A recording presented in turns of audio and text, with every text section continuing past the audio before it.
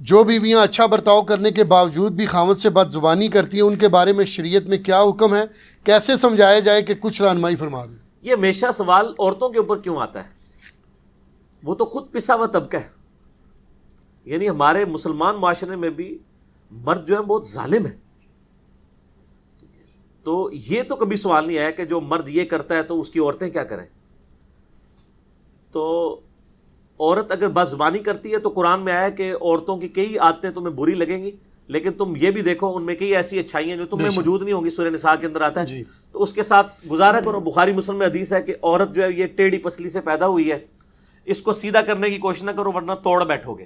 اور اس کو توڑنا ہے، اس کو طلاق دینا ہے. اس کائنات میں سب سے آئیڈیل بیویاں کس کی ہو سکتی تھی؟ آپ صلی اللہ علیہ وسلم.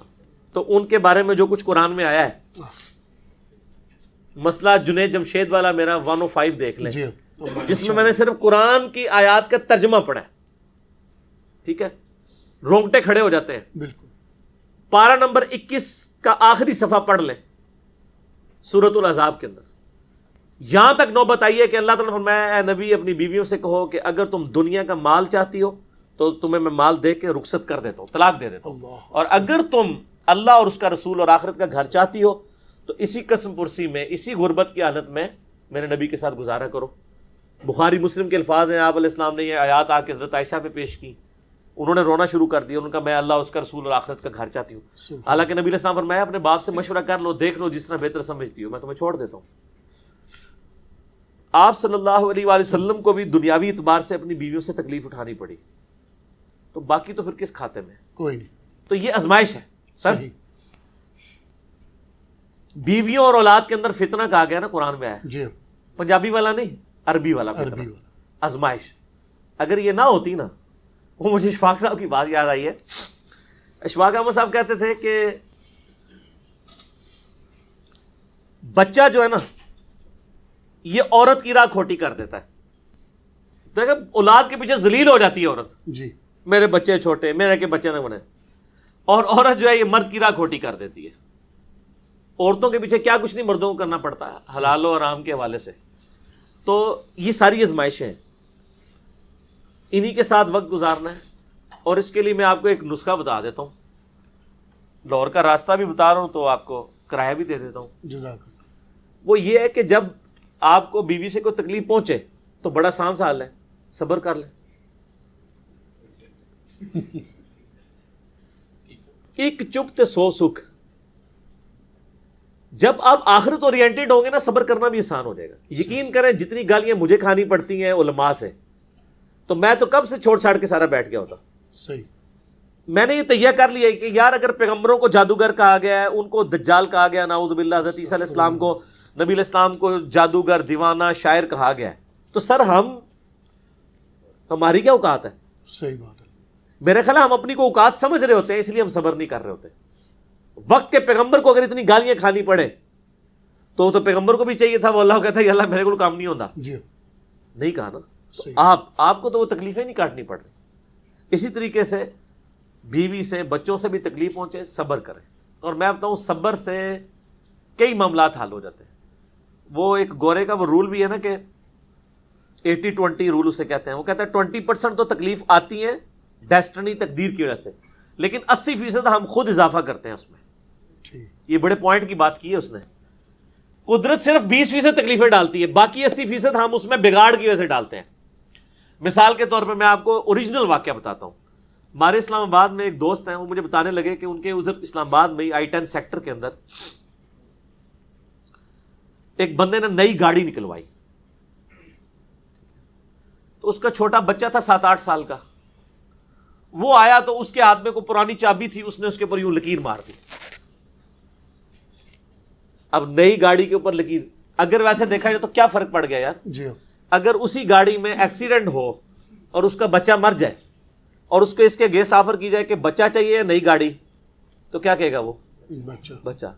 اسی بچے نے زندہ حالت میں اگر اس کے اوپر یوں مار دی، ایک لائن ہی پڑی ہے نا، وہ ٹھیک بھی ہو جائے گی، وہ پوری بھی تباہ ہو جائے، بچے کا ایکویلنٹ تو نہیں. اس کو اتنا غصہ آیا، اس نے اس بچے کو دھکا دیا، وہ بلندی سے نیچے گرا، اس کا شولڈر نیچے جا کے لگا، وہ اتنا ڈیمیج ہوا کہ اس میں پھر پیپ پڑ گئی، حتیٰ کہ اس کا یہ بازو کاٹنا پڑ گیا. تو یہ جو تکلیف تھی اس کا 20% تو اللہ کی طرف سے آیا تھا نا، 80% تو اس نے خود کیا.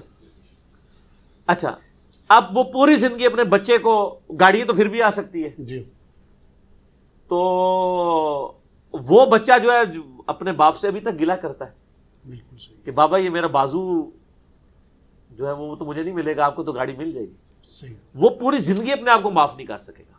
اسی طریقے سے بعض اوقات لوگ آفس سے لیٹ ہو رہے ہوتے ہیں تو جناب اوور سپیڈنگ کرنا شروع کر دیتے ہیں.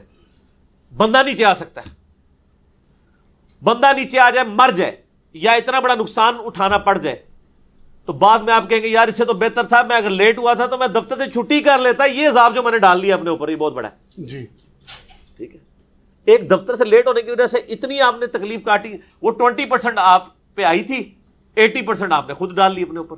آپ زندگی، یہ ساری باتیں میں یعنی یہ میں صرف آپ کے سامنے نہیں کر رہا ہوں، میں پریکٹیکلی اپنے اوپر اپلائی بھی کرتا ہوں. میں اپنی بیوی کو بھی، بچوں کو بھی اس حوالے سے یعنی گائیڈ کرتا ہوں. اور میری زندگی اس چیز کا یعنی منہ بولتا ثبوت ہے کہ میرے اوپر جب بھی اس طرح کے معاملات آتے ہیں نا تو میں الحمدللہ صبر کی روش اختیار کرتا ہوں کہ مزید کوئی معاملات نہ بگڑے. خاموشی اختیار کر لیں. کوئی گالی دیتا ہے، کوئی آپ کو، مجھے مسجد سے پکڑ کے بھی لوگوں نے باہر نکالا ہے علماء نے، میں نے کبھی شی تک نہیں کی ہے، کوئی لڑائی جھگڑا نہیں کیا. آپ صبر کی روش اختیار کریں. صبر، اور فیملی لائف کے لیے تو آپ کو صبر بہت ضروری ہے. عورتوں کا غصہ فوراً آتا ہے، ٹھنڈا بھی فوراً ہو جاتا ہے. صحیح. تو جب عورتوں کا غصہ ٹھنڈا ہو جائے، اس ہفتے اگر کوئی بدتمیزی کی ہے انہوں نے تو آپ جو ہے نا ایک ہفتے کے لیے صبر کر لیں. اگلے ہفتے اسی دن ان کو بتائیں جو پچھلی دفعہ آپ نے کیا تھا اگر یہ نہ ہوتا تو وہ بھی مان جائے کہ مجھ سے غلطی ہوئی ہے. صحیح. لیکن اس وقت تو وہ نہیں مانے گی، اس وقت تو آپ بھی ماننے کے لیے تیار نہیں ہوں گے. جی ٹھیک ہے، ایٹ دا اسپاٹ تو کوئی بندہ اپنی غلطی ماننے کے لیے تیار نہیں ہوتا. تو صبر و شکر کے ساتھ زندگی گزارنی پڑتی. جزاک اللہ خیر. جو بیویاں اپنے آپ کو خاوند کے برابر سمجھے کہ اللہ نے ایک جیسا بنایا ہے، ان کے لیے کچھ رہنمائی فرما. تو ٹھیک سمجھتی ہیں، وہ ایک جیسا ہی بنایا ہے. مرد و عورت کو اللہ نے ایک جیسا ہی بنایا ہے اس حوالے سے کہ ہیومن ڈگنیٹی میں تو برابر ہے. جی. بلکہ عورتوں کا مقام تو کچھ زیادہ ہو جاتا ہے بعض اوقات. صحیح بخاری میں حدیث ہے، ایک صحابی نے آگے پوچھا یا رسول اللہ صلی اللہ علیہ وآلہ وسلم مجھ پہ سب سے زیادہ حق کس کا ہے؟ فرمایا تیری ماں کا. پوچھا اس کے بعد کہا تیری ماں کا، اس کے بعد کہا تیری ماں کا، چوتھی دفعہ کہا تیرے باپ کا. ٹھیک ہو گیا. تو حسن سلوک کی سب سے زیادہ حقدار تو وہ ہے. صحیح. ٹھیک ہو گیا. تو اس طرح کے معاملات میں دیکھیں تو عورتوں کو اللہ تعالیٰ نے پھر سنن نسائی میں حدیث ہے کہ تیری جنت تیرے ماں کے قدموں کے پاس ہے، یعنی ان کی خدمت کر کے. ٹھیک. اور جلاد قسم کے جو خاوند ہوتے ہیں نا، وہ شادی کے بعد نا اپنی بیویوں کہتے ہیں اون تیری جنت میرے قدمہ کھول ہے. ٹھیک ہو گیا نا. تو وہ مجازی خدا اور عجیب و غریب قسم کا کانسیپٹ بنایا ہوا ہے نا. ہیومن ڈگنیٹی میں برابر ہے. باقی قرآن یہ کہتا ہے الرجال قوامون علی النساء، مرد عورتوں پر حاکم ہے اس حوالے سے کہ ان کے اوپر خرچہ کرتے ہیں. وہ مینیجریل پوائنٹ آف ویو سے دیکھا گیا ہے. صحیح. ظاہر مینجمنٹ میں تو 72 سیٹر گاڑی ہے تو ڈرائیور تو ایک ہی ہوگا نا. 72 بندے تو یہ نہیں کہہ سکتے کہ جی میں باری باری چلانا ہے، ایک نہیں چلانا ہے نا. جی. جس کو چلانا آتا ہے باقی اس کے پیچھے رہیں گے. اور وہ جو ڈرائیور ہے وہ یہ نہ سمجھ لے کہ میں اب جب جہاں مرضی ٹھوک دوں میرے ہاتھ میں اسٹیئرنگ ہے، نہیں. تو یہ ایک بہت یعنی ایک موٹی سی مثال ہے. تو عورت کی عزت کریں، عزت کروائیں گے. عزت نہیں کریں گے، میں آپ کو ایک مثال دے دوں کہ اگر ایک مرد خراب ہو جائے نا اس کو تو ٹھیک کیا جا سکتا ہے. صحیح. ایک عورت خراب ہو جائے اس کو سارے مرد مل کے بھی ٹھیک نہیں کر سکتے. بالکل صحیح. اس لیے عورتوں کے ساتھ پیار محبت کا رویہ رکھے. صحیح بخاری میں حدیث ہے، نبی علیہ السلام نے فرمایا میں اپنے بعد سب سے بڑی آزمائش تم پر تمہاری عورتیں بیویاں چھوڑ کے جا رہا ہوں. بخاری مسلم میں حدیث ہے، نبی علیہ السلام ایک دفعہ سفر میں تھے تو عورتوں کا قافلہ الگ سے آپ مینج کرتے تھے. تو وہ جو عورتوں کے اونٹ ہانک رہا تھا نا بندہ، اس کو نبی علیہ السلام بار بار کہتے تھے آہستہ آہستہ ہانکو، شیشیاں پڑی ہوئی ہیں اس پہ. اللہ اکبر. یعنی عورت کو اللہ نے صنف نازک بنایا نا. تو نبی علیہ السلام یعنی یہ چیز کا بھی ریگارڈ کرتے تھے. صحیح. تو اب مجھے بتائیں جو اپنی بیویوں کو مارتے ہیں، ان کے اوپر تشدد کرتے ہیں، یہ اللہ کو کیا منہ دکھائیں گے؟ صحیح. اور اس کی وجہ سے بڑے یعنی میرے تک تو بڑے معاملات اس طرح کے پہنچتے ہیں. میں تو سوچ بھی نہیں سکتا کہ یعنی کبھی کوئی شخص اس طریقے سے بھی ظلم کر سکتا ہے. آپ کو اگر اللہ نے حاکم بنایا تو آپ اپنا حوصلہ بھی ویسا رکھیں. جزاک. ٹھیک ہوگا جی. باقی یہ حدیث ہے بخاری مسلم میں کہ میں نے عورتوں کی کثرت دوزخ میں دیکھی ہے اپنی زبان درازی مردوں کے اوپر کرنے کی وجہ سے. وہ سر مرد بھی پھر اس طرح کے ہو نا جی, تو مرد بھی بہت سارے دوزخ میں جا رہے ہیں عورتوں پہ ظلم کرنے کی وجہ سے. صحیح بخاری میں حدیث ہے کہ ایک عورت بڑی نیک تھی, اس نے ایک بلی کو قید کر دیا کہ وہ بھوکی پیاسی مر گئی, تو نبی علیہ السلام نے فرمایا کہ وہ دوزخ میں ہے. بلی تو جانور ہے, اور جو انسانوں کے ساتھ ظلم کرتے ہیں, کیسے کیسے ظلم نہیں کرتے ہیں, یعنی مرد عورتوں کے ساتھ کس کس قسم کی ان کو اذیتیں دیتے ہیں. اور خصوصاً ایسی عورتیں بیچاری جن کے یعنی پیچھے ماں باپ فوت ہو گئے ہوتے ہیں, بھائیوں کے یعنی وہ اس کے اوپر ہوتی ہیں, وہ پیچھے بھی نہیں جا سکتی, ادھر بھی ان کے اوپر پورا یعنی باہر کا غصہ اکٹھا کر کے نا وہ آ کے اپنی بیویوں پہ نکالتے ہیں. تو نبی علیہ السلام نے ویسے ہی تو نہیں فرمایا کہ تم میں سب سے بہتر وہ ہے جو اپنے بیوی بچوں کے لیے بہتر ہے. سر میری اپنی زندگی کا تجربہ ہے کہ جتنے خوش اخلاق میں نے باہر دیکھے ہیں نا, وہ اتنے ہی بد اخلاق ہیں اپنے گھر کے اندر, اللہ ماشاء اللہ. اور یعنی میں آپ کو پرسنل بتاتا ہوں, میں جتنا باہر ہوں نا بد اخلاق, اتنا ہی گھر میں ہوں. ٹھیک ہے, یعنی میں یعنی طبیعت میری تھوڑی سی اس حوالے سے ہے, یعنی وہ ظاہر ہے کہ یہ اسٹرکٹ طبیعت نہ ہو تو پھر مینیجبل فارم میں چیزیں نہیں یعنی کالج کے پرنسپل اگر سخت نہیں ہوگا تو وہ کالج تو نہیں چلا سکتا, وہ اس نے اڈاپٹ کرنی پڑتی ہیں اس کو چیزیں بعض اوقات معاملات کو. اور اس وجہ سے بعض اوقات کوئی ایسا ہوتا ہے, لیکن ایسا ہی یہ نہیں ہے کہ مطلب گھر جا کے تو مار کٹائی والا معاملہ ہے. اللہ کا شکر ہے نہ آج تک مارا ہے نہ مار کھائی ہے بیوی سے, ریکارڈ ہے ماشاءاللہ 14-15 سال کا. اور باقی یہ جو ہم کبھی اپنی مثال دے دیتے ہیں, یا میں اس کا یہ قطعاً مقصد نہیں ہوتا کوئی تکبر, میں بڑا حیران ہوتا ہوں کہ عمران خان صاحب جب کہتے ہیں نا میں کرکٹ کو سمجھتا ہوں, مجھے پتا ٹیم کیسے بنانی ہے, تو ان کو کوئی نہیں کہتا یہ بڑا متکبر ہے. وہ کہتے ہیں یار ٹھیک کہہ رہا ہے, اس کی فیلڈ ہے. تو سر میں نے بھی اپنی زندگی کے 25-30 سال بخاری مسلم پہ لگائے ہیں نا, الحمدللہ. تو جب میں یہ دعویٰ کرتا ہوں کہ میں یہ وثوق سے کہہ رہا ہوں کہ اس طرح کی کوئی حدیث بخاری میں نہیں ہے, مسلم میں نہیں ہے, یہ فلاں جگہ ہے, تو مجھے کہتے ہیں تکبر کر رہا ہے. میں اپنی فیلڈ, حالانکہ میرے دماغ میں تکبر ہوتا بھی نہیں ہے, میں اپنی وہ فیلڈ کی ایکسپرٹیز کا اظہار کر رہا ہوتا ہوں. اور میں حیران ہوتا ہوں کہ کرکٹر پہ کوئی نہیں بولتا, سیاستدان پہ کوئی نہیں بولتا, اگر کوئی مذہبی یعنی پیشوا اس حوالے سے کہ لوگوں کو دین سکھا رہا ہوا ایسی بات کہتے ہیں بڑا آکڑے ہوا ہے. آکڑا وہ بندہ ہے میرے بھائی کہ جب آپ کوئی ایسا شخص ہو جو عبادت بھی کروا رہا ہو اور آپ سے نذرانے بھی بٹور رہا ہو, اس کو آپ یہ باتیں کریں. جو آپ کو اپنی جیب سے کھلا رہا ہو, جتنے یہاں مہمان آتے ہیں ہر اتوار, آپ دیکھ لیں ہمارا ہزاروں کا خرچہ ہوتا ہے, تو سارا اپنی جیب سے اللہ کی مدد سے کر رہے ہیں, تو ہمیں تو حق پہنچتا ہے. لیکن ہم پھر بھی کسی کو ڈانٹتے نہیں ہیں, میں ویسے بتا رہا ہوں کہ نہ کوئی آئی نا. تو یعنی میری یعنی طبیعت پرسنلی میں یعنی میری طبیعت میں بہت زیادہ مزہ ہے, اور مزہ والا شخص ہی پھکیاں دے سکتا ہے, اینٹی وینم دے سکتا ہے, الزامی جواب دے سکتا ہے, ورنہ ہم سکا سڑا بندہ یہ کام نہیں کر سکتا.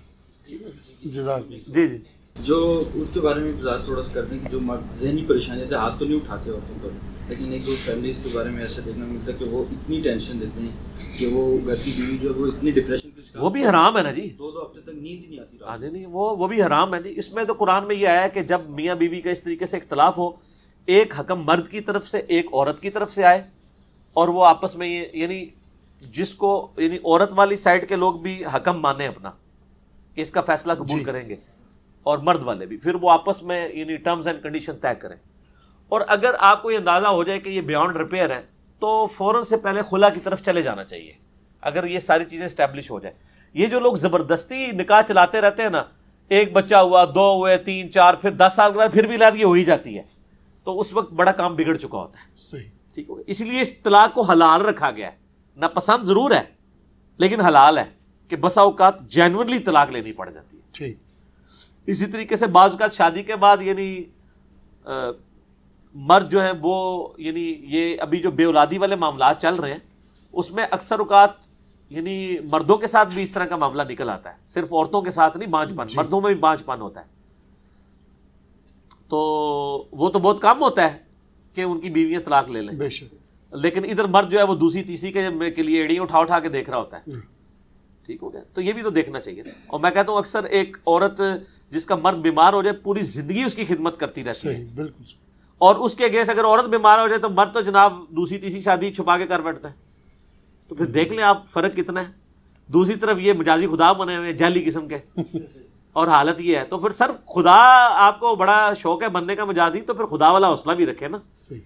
خدا تو عطا ہی عطا ہے, لیتا کسی سے نہیں, دیتا ہی دیتا ہے. تسی خدمت ہی کراتے رہتے ہو, چھڑے ہی خدا بنے ہوئے ہو, مجازی خدا. ٹھیک ہو گیا جی. جزاک اللہ.